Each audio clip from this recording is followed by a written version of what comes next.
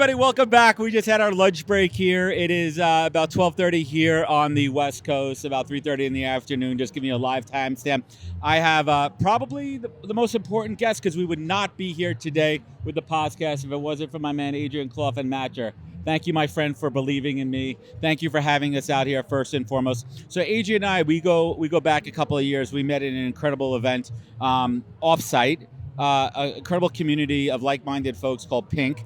Pink stands for People You Now Know. And I met Adriaan at Pink, and we formed a common bond over the fact that we're both in the recruiting business, right? Exactly. Do you vaguely remember that? We'll leave out the details. People don't need to know about the details. We were both sitting in the creek, half naked, and I think I was talking to your wife. Yes. She asked me, "What do you do?" And I said, "I run a recruitment company." And usually that kills... You gotta talk to my husband. Exactly. My wife does not talk like that. Usually that kills every conversation. And she's like, "You gotta talk to my husband." So saying that you're a recruiter is traditionally people either. So it's funny when people say, "What do you do for a living?" and you say you're a recruiter, be like, "Could you help me find a job? Could you help my boyfriend, spouse, next door neighbor, dog, mailman get a job?" And I think one of the biggest things in recruiting is that people need to understand that there's different types of recruiters. 100%. They do different things. So let's hit the rewind button. Tell everyone who you are and what you do best. And what I do best personally or professionally? Well, we're going to leave that one out. Where That's for the B-roll. That's not suitable for the podcast here, but professionally. Great. So, Adriaan Kolff, I am the co-founder and CEO of Matchr. We are an RPO company, but we like to define ourselves that we're redefining RPO. Because RPO historically has had a pretty bad name in the market, and because there was a constant tension between cost and quality. Correct. We've made a very conscious decision of only working with very senior recruiters and sourcers that can make a direct impact for the companies that we work for. Right, so it's a stronger financial impact for the investment. Because correct me if I'm wrong, a lot of RPOs are for high volume hiring, and that's where you get that tension of cost, right? Exactly. So we typically do mid-level, senior, VP level roles. What type of roles? What's your wheelhouse? Senior software engineers, architects, go-to-market, senior sales strong directors. Data tech type of roles. Exactly. Globally, correct? Yes. So we started a company in Europe and the Netherlands 5 years ago, but we now have presence in Europe, Africa, and the US. I love it. Let's talk a little bit about the origin story. By trade, are you a recruiter? How did you fall into this business? So I started my career at Unilever, worked 4 years in the corporate world, realized that wasn't my cup of tea. I then got a chance to become a partner at a digital recruitment platform in Amsterdam, and that was my ticket into entrepreneurship and the recruitment industry, and I fell in love with both of them. I love it. Let's talk about that pivot for a moment here. I share a similar path too. I worked in corporate America for 15 years, working for the man. Let's talk about that decision. Was that an easy or hard decision for you to say, screw it, I'm done working for other people, it's time for me to build something? Or did you feel like it was the right time in your life to do it? It was 100% the right time, because at the moment, I realized that the corporate world wasn't the type of environment that I thrived in, even though I was doing well at Unilever, but I wasn't in an entrepreneurial environment. So I had no one that I could look up to of what it was like to start my own company. And I always thought at that time, I need to have the perfect idea in order to start something. No. And I now know the only thing that you need is a lot of hard work and just going for it. And then eventually the idea will be there. That is the secret sauce, my friend. And I think there's a lot of buzz out there, especially in this economy, and especially with all these tech layoffs. There's a lot of noise out there where people are like, go, you don't need to work for anybody else again. You don't need to, be a slave to the man out there. You need to go out and try your own thing. And I encourage everybody, if you have an entrepreneurial itch, to scratch it and go for it. But it's not for everybody. It's not, right? No, 100%. It is the most rewarding, but also the most challenging thing I've ever done. What was that first kind of punch you in the face moment? First punch me in the face moment was when we started a company in 2018. We grew very rapidly the first year and a half. So I scaled the company within our first year, completely bootstrapped to 25 employees. It's amazing. But we didn't pay ourselves any salary. And at the time, my bank account was literally close to zero. And I told my co-founder, I said, listen, we need to start paying ourselves some money because my bank account looks frighteningly I need to live. empty. And this guy, he didn't get a haircut for 4 years. Right? So what happened is right at the moment we said, okay, we can actually pay ourselves a little bit of money. COVID happened. And we lost 70% of our business in 2 weeks. 70, and it's interesting you say that because in the last year, you and I have talked off camera about this. Last year for me, my business was down 70%, and I mentally, personally, it was one of the lowest points of my life. Yep. In the last year, I've had to go through some really traumatic, and here's the thing. Before people shit on the 9-to-5 lifestyle, there's such strength in the stability of a consistent paycheck. Yep. So this entrepreneurial life, it's not for everybody. You need to tactically, strategically be able to have money in the bank, and most of us don't. Because we're entrepreneurs and we're putting every penny back into the business. But it's tough. So talk to us how you got through that tough point of COVID to where we are now sitting here in the early part of 2024. Yeah. So during that time, what happened, I was also stuck during COVID in New York with my now wife, facing very personal questions, whether we're going to get married, etc. And my business was absolutely crumbling. So you're trying to balance personal, not letting that affect your relationship, trying to rely on her as your rock. So pressure cooker on every single aspect in my life. And the thing what I did is that I realized I need to focus on the things that I can actually control.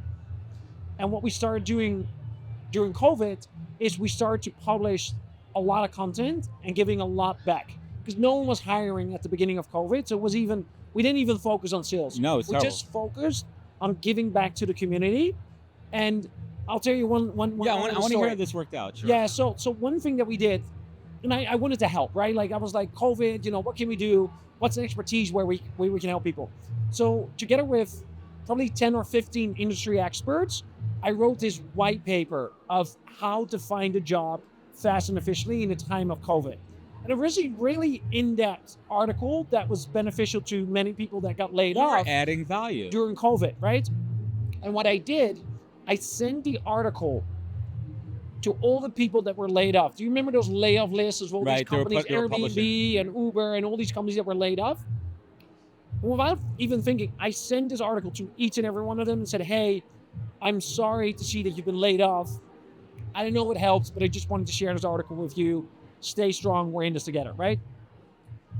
2 years later, I get hit up on LinkedIn by someone that says, hey, Adriaan, I'm looking at your services. Can we have a conversation? I'm like, yeah, sure. And then I asked her, it's like, how did you find us? He said, I can't really remember. But then I went back into our LinkedIn conversation. It's unbelievable. She had been a recruiter at Airbnb at the time, was laid off. I sent her the article. And then a year and a half later, she joined a new company.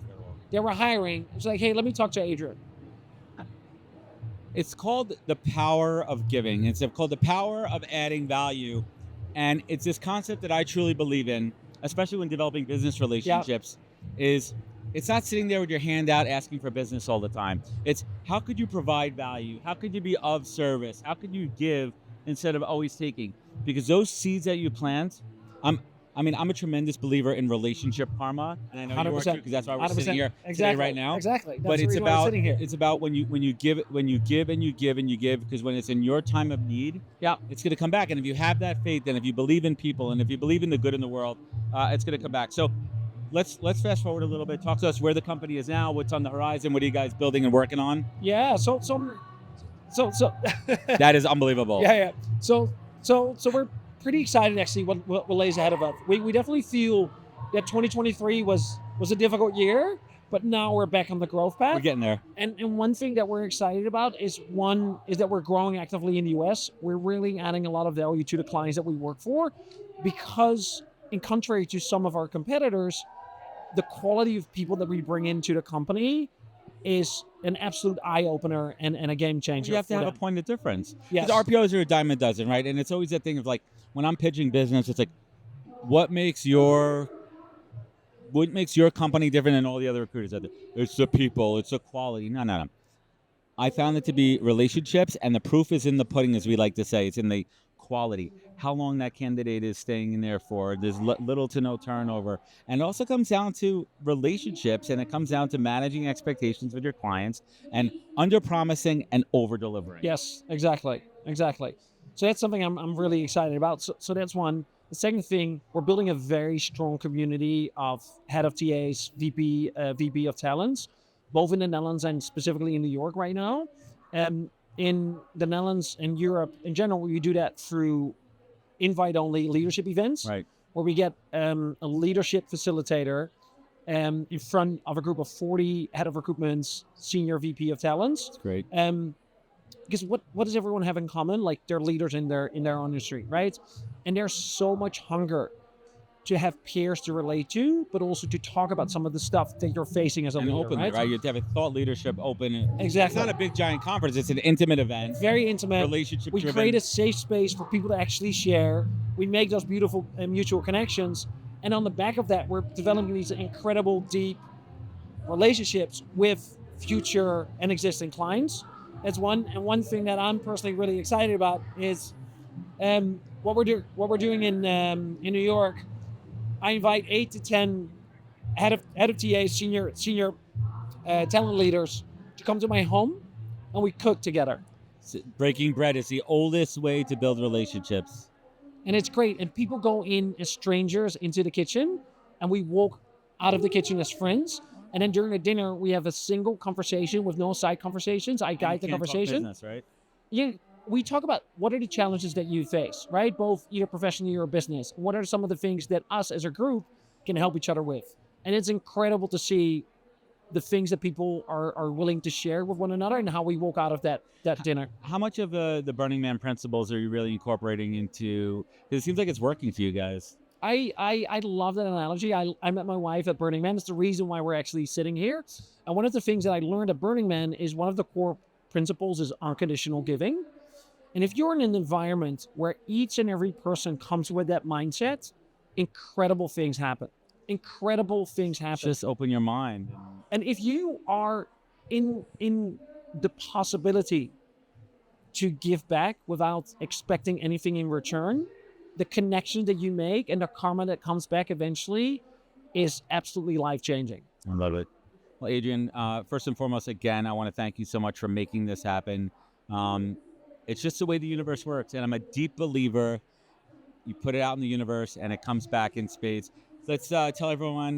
This is our core sponsor. Everybody, tell us where they could find more. Where could they connect? Yeah, definitely. So connect with me on LinkedIn. I'm very active on LinkedIn. I write almost on a daily basis about my entrepreneurial journey and what we're doing with Matchr. If you're interested to work with some really good sources and recruiters in the industry, find us on Matchr.io. And Matchr, Matchr. Matchr.io. We're going to link it up, and I want to thank Adriaan, and we're going to keep the good times rolling here, everybody. Thank you so much. Awesome.